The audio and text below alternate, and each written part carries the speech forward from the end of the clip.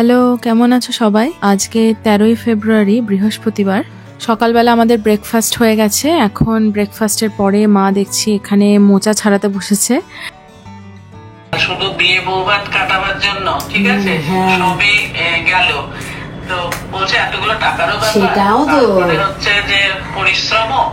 দিনের মধ্যে মায়ের যে কতবার ফোন আসে তার কোনো ঠিক নেই। এখন ফোনে বেশিরভাগ কনভারসেশন গুলোই হচ্ছে বিয়ে কেন্দ্রিক। তো যাই হোক, দুপুরের খাওয়া দাওয়া আমাদের হয়ে গেছে। এখন আমি আর মা বেরিয়ে পড়েছি। হয়নি, জুতো কেনা হয়নি, এখনো কিচ্ছু কেনা হয়নি, না বিয়ে না রিসেপশন।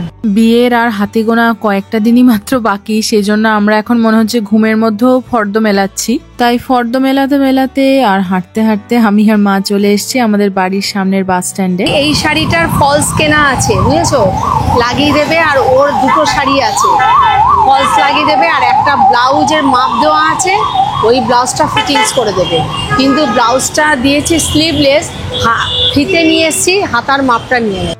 আজকে শুধু আমি আর মাই শপিং এ যাচ্ছি না, আর সাথে নিয়েছি আমার মায়ের বন্ধু রমা কাকিমাকে। কিন্তু তার আগে বলি আজকে আমরা কোথায় যাচ্ছি। আজকে আমরা যাচ্ছি গড়ানহাটায়, যেটা কলকাতার গয়না গলি নামেও পরিচিত। এখানে হোলসেল প্রাইসে নানা ধরনের গোল্ড প্লেটেড জুয়েলারি পাওয়া যায়, যেগুলো দেখতে নাকি অবিকল সোনার মতো। আমার বিয়েতে আমি ঠিক করেছি আসল সোনা নকল সোনা সবকিছু মিলিয়ে মিশিয়ে গয়নাগুলো পরবো। আসলে সোনার দাম এতটাই বেড়েছে যে একটা মধ্যবিত্ত বাঙালি পরিবারের সবকিছু সোনা পরা বিয়েতে সেটা হয়তো একদমই পসিবল নয়। গল্প করতে করতে আমরা পৌঁছে গেছি গড়ানহাটা। দেখো এই গলির দুপাশে কত গয়নার দোকান। শুনেছি কুমারটুলিতে যে বিভিন্ন ঠাকুর তৈরি হয় তাদের বেশিরভাগ গয়নাই এখান থেকেই যায়।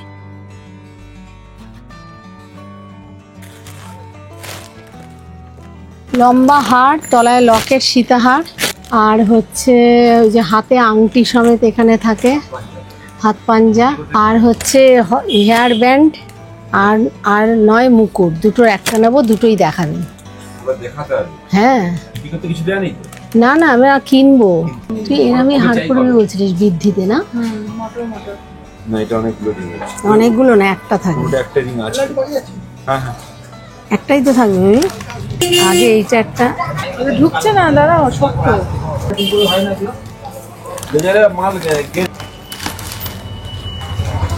এটা বড় করতে হবে, বড় করতে হবে। আংটিও পাওয়া যাবে এখানে? কিন্তু সবই তো এগুলো একই রকম গো। আংটিটা পরে নেওয়া আগে ভালো লাগবে। এবার যদি এইটাকে কেটে ছোট করেন সেটা আলাদা, আবার ঝালার আলাদা টাকা দিতে হবে। এরকম হলে ভালো হয় না? এটা কেমন ইয়ে হয়ে যাচ্ছে, তাই না? হলে চান চেনটা বড় না তো, লম্বা আংটি চাইলে এইরকম হবে। তো ব্যাস ঠিক আছে।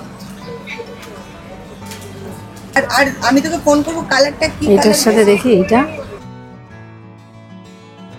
তো অনেক খোঁজাখুঁজির পর ফাইনালি একটা হাত পাঞ্জা আর তার সাথে মানানসই আংটি আমাদের পছন্দ হয়েছে। অনেকক্ষণ ধরে বসে বসে আমাদের ট্রায়াল এন্ড এরর করতে হলো। এবার আমরা চয়েস করতে বসেছি কোমর বন্ধনী। আর কোমর বন্ধনীর চয়েসটা অনেক ইজি, কারণ আমি এক্স্যাক্টলি জানি আমি কিরকম কোমর বন্ধনী চাইছি। তাই পছন্দসই আইটেমটা পেতে বেশিক্ষণ সময় লাগলো না। এরপরে আমরা খুঁজছি এখন সীতাহার। এই সীতাহারটা এখনো আমরা ফাইনালাইজ করে উঠতে পারিনি যে আমরা সোনার কিনবো নাকি এরকম গোল্ড প্লেটেড কিছু কিনবো। সত্যি কথা বলতে এর আগে আমি আর মা কয়েকটা সোনার দোকান ঘুরে দেখেছি। তো যেগুলো পছন্দ হচ্ছে সীতাহার, সেগুলোর যা দাম চাইছে সেগুলোর মধ্যে অ্যাকচুয়ালি একটাও আমাদের বাজেটের মধ্যে নয়। এইসব কনসিডার করার পর এখন মনে হচ্ছে এখান থেকে একটা সীতাহার নিয়েই যাই। অ্যাটলিস্ট সোনার থেকে এগুলো অনেক বেশি রিজনেবল, আর প্রচুর কালেকশন আছে এখানে, বিভিন্ন ধরনের ডিজাইন পাওয়া যাচ্ছে। এরপরে এখন আরো কিছু জুয়েলারি দেখছি, যেরকম ধরো এই যে মাথার টিকলিটা। আচ্ছা, এখানে বলে রাখি এখানে যা যা গয়না এই যে দেখছো সেগুলো সবই হচ্ছে কিন্তু কপারের। এখানে কিছু দোকান আছে যারা এক্সক্লুসিভলি এই কপারের জুয়েলারি গুলোই বিক্রি করে। আবার এই গড়ানহাটাতেই কিছু দোকান আছে যেখানে এই কপারের জুয়েলারি গুলো নিয়ে গেলে ওরা সোনার জল করে দেয়।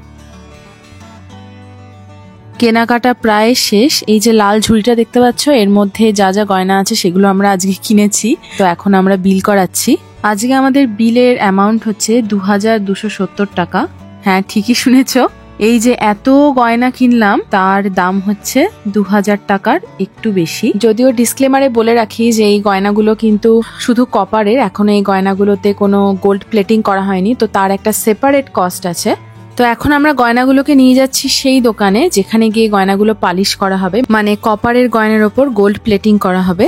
অলরেডি গোল্ড প্লেটিং করা হয়ে গেছে এরকম কিছু গয়নাও এখানে দেখতে পেলাম। সত্যি দেখে বোঝার কোনো উপায় নেই যে এগুলো আসল সোনা নয়। কেনাকাটা শেষ হয়ে গেছে ভেবে আমরা বাড়ির পথে হাঁটা দেব, এমন সময় মনে পড়লো যে আমাদের আরো দুটো জিনিস কেনা অ্যাকচুয়ালি বাকি।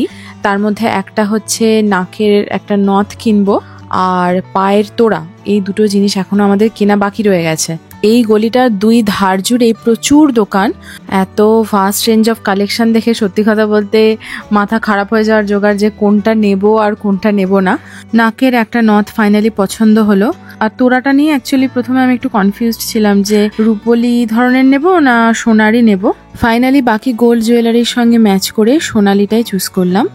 বিল মেটানো হয়ে গেছে, এখন আমরা বাড়ির পথে রওনা দিয়েছি। বাসে ওঠার আগে দেখলাম রাস্তার ধারে একটা ফুচকাওয়ালা দাঁড়িয়ে আছে। ফুচকা দেখে আমি তো সঙ্গে সঙ্গে দাঁড়িয়ে পড়েছি। ফুচকা আমার প্রচন্ড ফেভারিট, আর বাড়ি এসে এবারে একবারও এখনো ফুচকা খাওয়া হয়নি। তো চলো ফুচকা খাওয়া শেষ করে এবার আমরা ধীরে সুস্থে বাড়ি ফিরি। আজকের ভিডিওটা তাহলে এখানেই শেষ করছি। নেক্সট ভিডিওতে আবার দেখা হবে, ততক্ষণ সবাই ভালো থেকো, খুব শিগগির আবার কথা হবে।